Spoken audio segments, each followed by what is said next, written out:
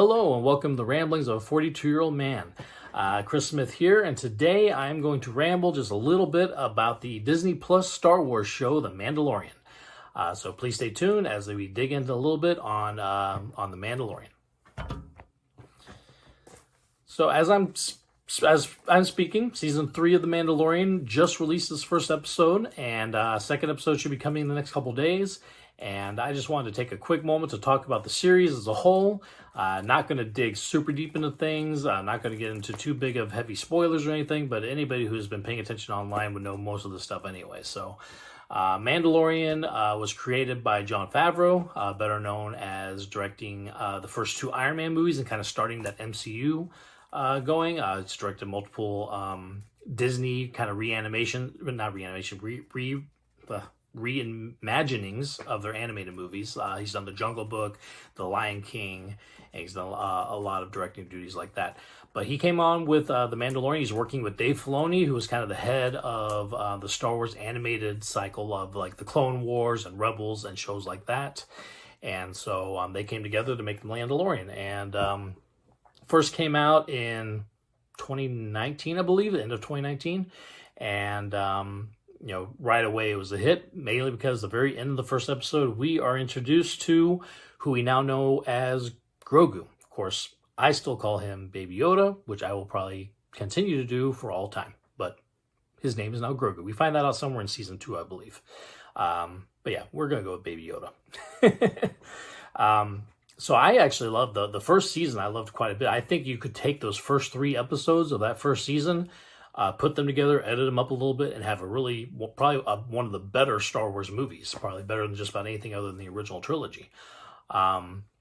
That being said, it continues on, and yeah, you've got a couple episode of the week kind of deals, but the interactions between the Mandalorian and the Baby Yoda character are kind of what make that show and make the season. By the end of the season, we've met characters along the way. We kind of all come together a little bit to battle whoever the big bad is of the episode or the season as a whole. Actually, really, the show so far has kind of had the same sort of main villain. It's Moff Gideon, who's working for the Empire and is also in search of this dark saber that becomes a real big deal in season 2.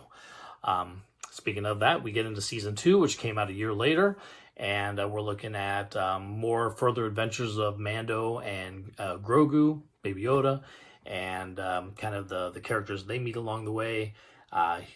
We run into Ahsoka Tano, who, for those of us who have watched the Clone Wars and all this, the Dave Filoni stuff, Ahsoka is a huge part of that. She was Anakin Skywalker's Padawan.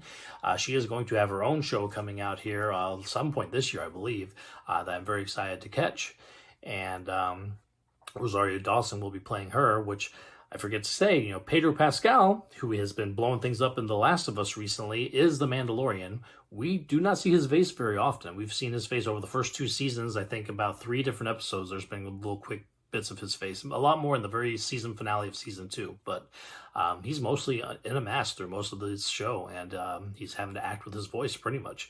And but he's still great performance. You can't argue with the fact that his personality comes through even with the mask and only being able to use his voice. But a lot of good stuff going there. So season 2 has a finale that I literally watched and pretty much jumped out of my skin for.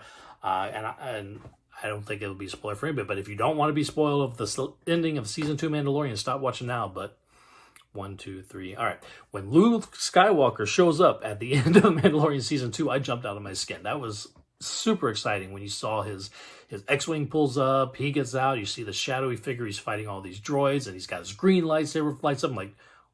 I just remember being just in awe of the spectacle that it was. They did a great job keeping that under wraps that was going to happen, and when it did, it blew me away. And I've seen reactions online, it blew a lot of people away. It was very cool seeing Luke Skywalker from that kind of Return of the Jedi time frame. They did a good job of making Mark Hamill look young again. The technology that they have for creating de-aging faces and stuff, they did really well. And it was just so fun to see young Luke Skywalker on screen again. Season 3 again just started recently. The first episode was very much kind of a catch up to things. I would say The Book of Boba Fett TV show that came out between season 2 and season 3 of Mando.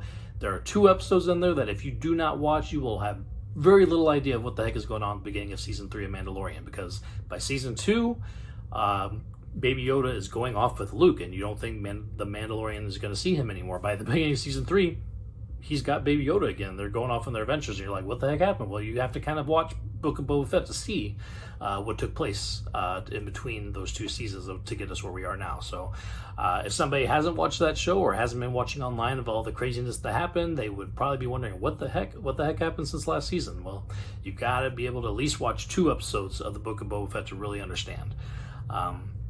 That being said, Book of Boba Fett was not nearly as good as The Mandalorian, and the best parts of it were the episodes that The Mandalorian was in. But it kind of is Mandalorian 2.5. You have to kind of pay attention to that to understand where we are now. So, again, 1 episode so far in the season. They'll be continuing on the rest of the spring here.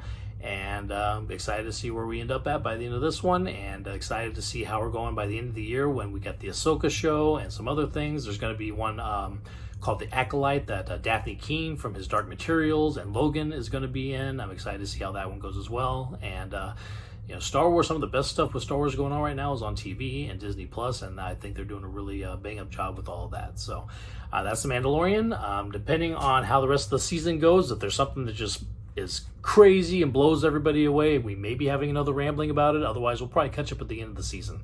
Thank you for listening, and we will talk again soon.